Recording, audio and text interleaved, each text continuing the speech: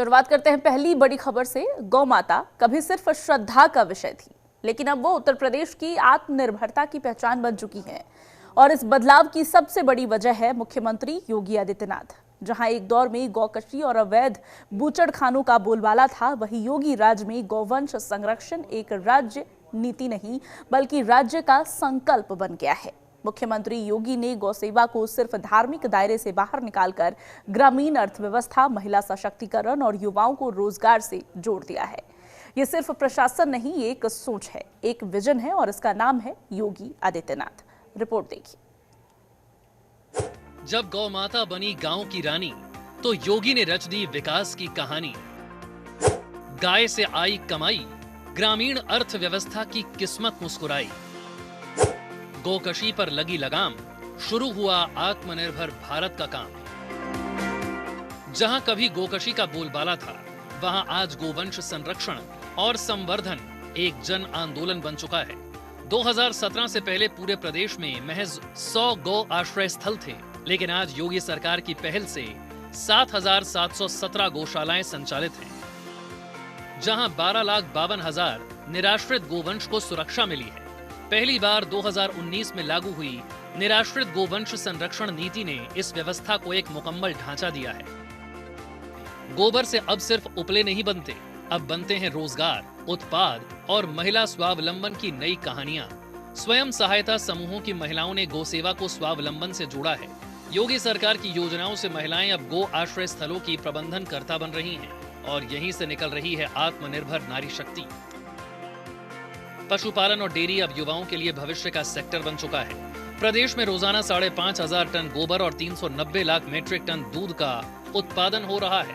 8 सालों में बने 2,575 नए पशु सेवा केंद्र और 520 मोबाइल वेटरनरी यूनिट्स ने 32 लाख से ज्यादा पशुओं का इलाज किया है।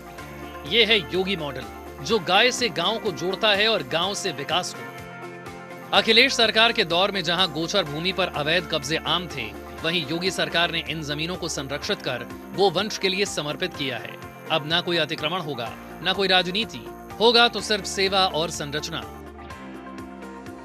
योगी राज में गौ सेवा बनी विकास का मंत्र। उत्तर प्रदेश में 1,90,00,000 गोवंश, 11,84,000 निराश्रित गोवंश को मिला है आश्रय। 2017 से पहले सिर्फ 100 गो आश्रय स्थल आज बढ़कर हो गए हैं 7,717। 12,52,000 गोवंश हुए संरक्षित।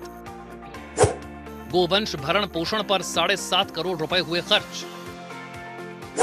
प्रत्येक गो संरक्षण केंद्र के निर्माण पर 1,60,00,000 रुपए का निवेश। रोजाना 5,500 टन गोबर का उत्पादन। प्रदेश की अर्थव्यवस्था में पशुपालन क्षेत्र की हिस्सेदारी 1,67,000 करोड़ रुपए। 390 लाख मीट्रिक टन दूध उत्पादन। 8 सालों में 39 नए अस्पताल, 2,575 पशु सेवा केंद्र।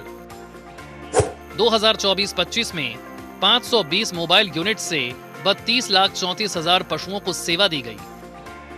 लंपी स्किन डिजीज पर नियंत्रण के लिए 1,52,00,000 टीकाकरण किए गए। आज उत्तर प्रदेश में गोवंश आधारित अर्थव्यवस्था की हिस्सेदारी 1,67,000 करोड़ तक पहुंच गई है। प्रत्येक वृहद गो संरक्षण केंद्र पर 1,60,00,000 रुपए का निवेश हो रहा है। गाय अब बोझ नहीं, ब्रांड बन चुकी है और इसके पीछे हैं मुख्यमंत्री योगी आदित्यनाथ।